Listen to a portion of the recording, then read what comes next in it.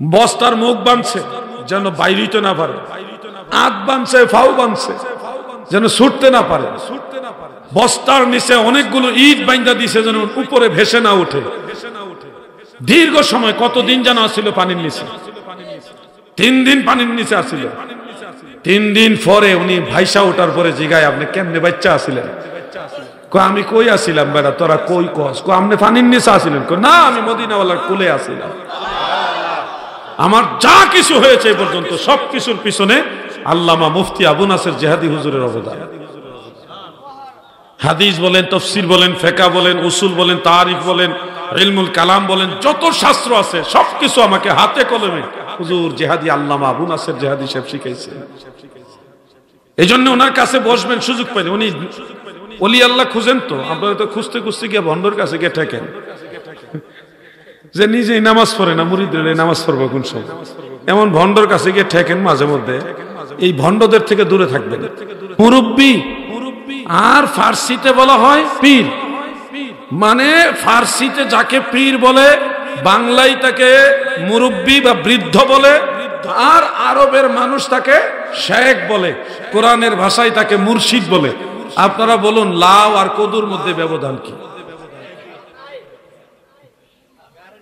লাউ আর কদুর মধ্যে ব্যবধান আছে?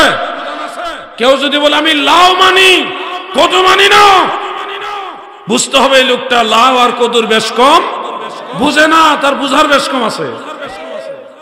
যারা বলে আমরা পীর মানি না, আমরা শায়েখ মানি। আমাদের কসবা এক শায়েখ ওয়াজ করছিল বহু আগে, আমি তখন কলেজে পড়ি।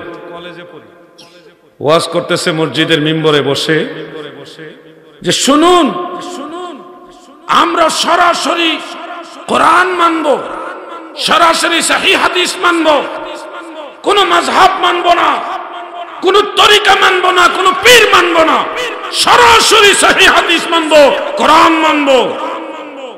আমাদের এলাকার এক বুদ্ধিমান যুবক সে দাঁড়িয়ে কয়, ঠিক, আমরা সরাসরি কোরআন মানব, সহিহ হাদিস মানব, আমরা কোন ইমাম, তরিকত, মাযহাব, পীর সাহেব মানব না, আমরা আপনাকেও মানব না। যখন বলছে আপনাকেও মানব না, এবার ওই শায়েখের মাথা খুলছে, কেন আমাকে মানবেন না? তখন ওই বিচক্ষণ যুবক বলতেছে যে কোরআনের কথা, সহিহ হাদিসের কথা আবু হানিফা, ইমাম আহমদ বিন হাম্বল, এত বড় বড় ইমামরা বললেই মানা যায় না, আর আপনি তো ছোট ইমামের কাতারও পড়েন না। বড় হুজুরেরটাই মানা যায় না, আপনি তো ছোট হুজুরও না, আপনি তো আরো আগে মানতাম না। কথাটা ঠিক আছে নি ভাই? এগুলি হলো তাদের কৌশল। আপনাদেরকে বুঝতে হবে ভাই, যারা বলে যে ঈদে মিলাদুন নবী সাল্লাল্লাহু আলাইহি ওয়াসাল্লাম এটা ভুয়া ঈদ, তাদেরকে জিজ্ঞাসা, নবীর আগমনে তুই খুশি না বেজার? হ্যাঁ, নিজেই কইব আমি খুশি। তো নবীর আগমনে খুশি হওয়া, এটাকে আরবিতে বলা হয় ঈদে মিলাদুন নবী। রাসূল পাক সাল্লাল্লাহু আলাইহি ওয়াসাল্লামের আগমনে খুশি উদযাপন করা, খুশি হওয়া। এখন আপনারা আমাকে একটু বলুন, নবীর আগমনে বেজার কে? কেউ আপনারা কি সবাই জানেন না এটা? সবাই বলেন নবীর আগমনে বেজার কে? এই জন্য এগুলি নিয়ে বাড়াবাড়ি করবেন না। আরেকজন ভাই বলেছেন, আমি সরাসরি নাম মেনশন করতে পারি কিন্তু করব না। তিনি বলেছেন নবীজির মিলাদের দিনটা সকল ঈদের সেরা ঈদ বলা যাবে না, এটা নাকি ভুয়া বানানো ঈদ। নাউজুবিল্লাহ। আমার দাদু ভাইরা গো,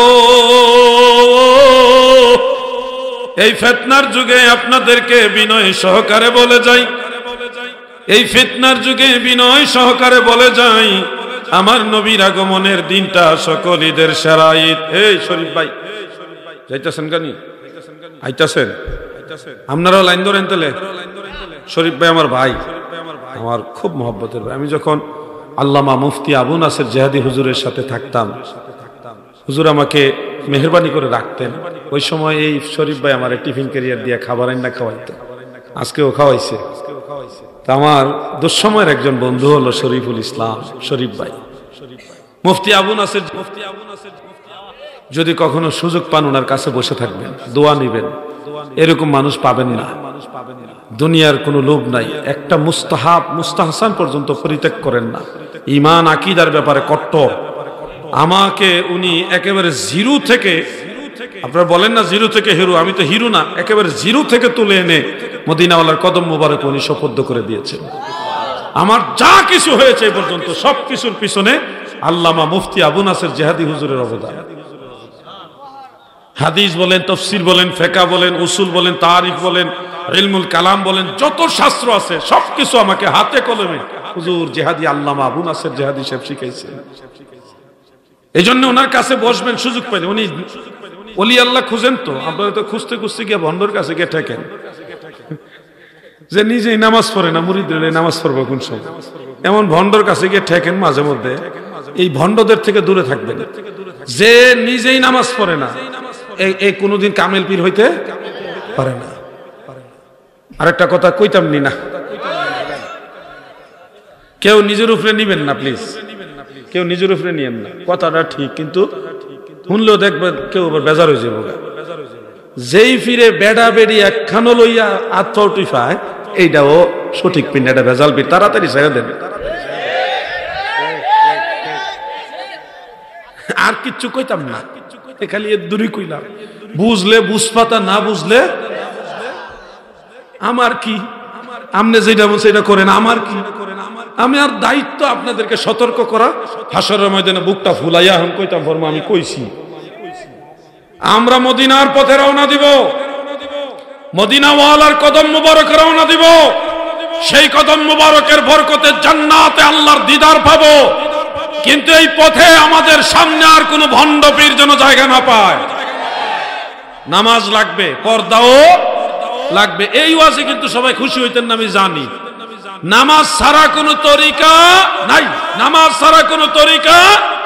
আমরা সুন্নিরা এই একটা জায়গায় মানে কেন জানি না একটু অবহেলা করে থাকি। অবহেলাটা কিরকম, যে যেই আইসা বলে যে নামাজ লাগতো না, বেটা মারফতের নামাজ হলো বড় নামাজ,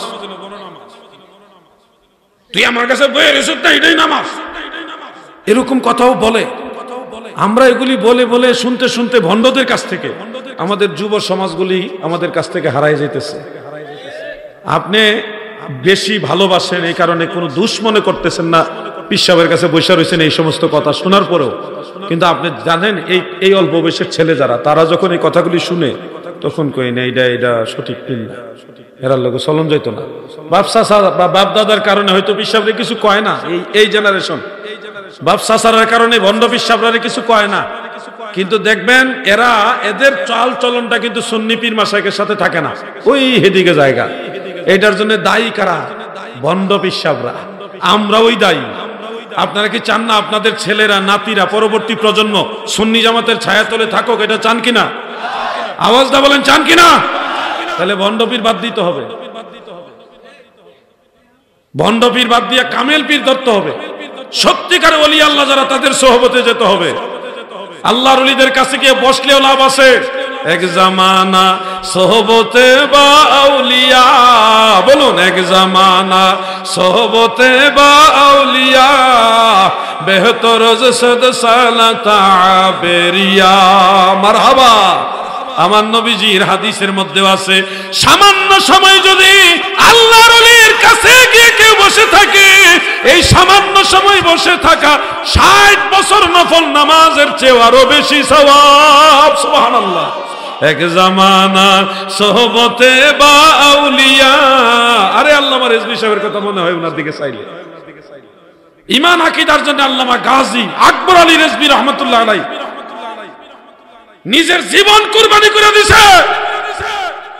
ওনাকে বস্তার মধ্যে মেরে মারতে মারতে মারতে মারতে মারতে এই গাজী রেজভী সাহেবকে বস্তার মধ্যে মুখ বেঁধে নিচে ইট দিয়ে নদীর মধ্যে ফেলে দিয়েছে। কি কথা ঠিক নি ভাই? বস্তার মুখ বাঁধছে যেন বাইরিতে না পারে, আঁত বাঁধছে, ফাউ বাঁধছে যেন ছুটতে না পারে। বস্তার নিচে অনেকগুলো ইট বাইন্ধা দিছে যেন উপরে ভেসে না উঠে। দীর্ঘ সময়, কতদিন যেন আসছিল পানির নিচে, 3 দিন পানির নিচে আসছিল। 3 দিন পরে উনি ভাইসা ওঠার পরে জিগায়, আপনি কেমনে বাচ্চা আসিলেন? আমি কই আসিলাম বেড়া, তোরা কই কস? আপনি পানির নিচে আসিলেন? না, আমি মদিনাওয়ালার কোলে আসিলাম। এগুলিও তো আমরা দেখেছি, এগুলি কাল্পনিক বানানো কথা না। আরে ভালো যদি বাসতে হয় নবীকে বাসো, মন যদি দিতে হয় নবী। আল্লামা মাওলানা তাজুল ইসলাম চাঁদপুরি সাহেব একটা গজল গাইতেন, চাঁদের মতো সুন্দর কণ্ঠ। বহু আগে শুনেছি এটা, আমার মনে পড়লো এখন। গজলটা হলো, প্রেম যদি শিখবি রে মন, প্রেম যদি করবি রে মন, সব ছেড়ে চল মদিনায় আমার দয়াল নবী যেই দেশে ঘুমায়। অনেক আগের গজল, মুরব্বীরা শুনছেন এটা, এখন এগুলি চলে না। আমি আপনাদেরকে বলছি, আকবর আলী রেজভী সাহেবের কাছ থেকে শিক্ষা নেন। নবীর পক্ষে থাকলে 72 ঘন্টা পানির নিচে রাখলেও মরে না। আমার নবীরে ভালোবাসা দেখেন, আপনি মরবেন না। আপনার পাহারা দেওয়ার জন্য আল্লাহ নিজে রহমতের ফেরেশতা আপনার কবরে পাঠাবে। আল্লাহর নবী নিজে দেখা করার জন্য আসবে। আমরা নবী চাই কি চাই না? এজন্য বলছি, আপনারা সাহস নেন, মনের ভিতরে একটু সাহস নেন, দেখবেন সব সহজ হয়ে গেছে। সবকিছু সহজে আল্লাহ তাআলা আল্লাহর হাবিবের উসিলে পার করে দিতেছে।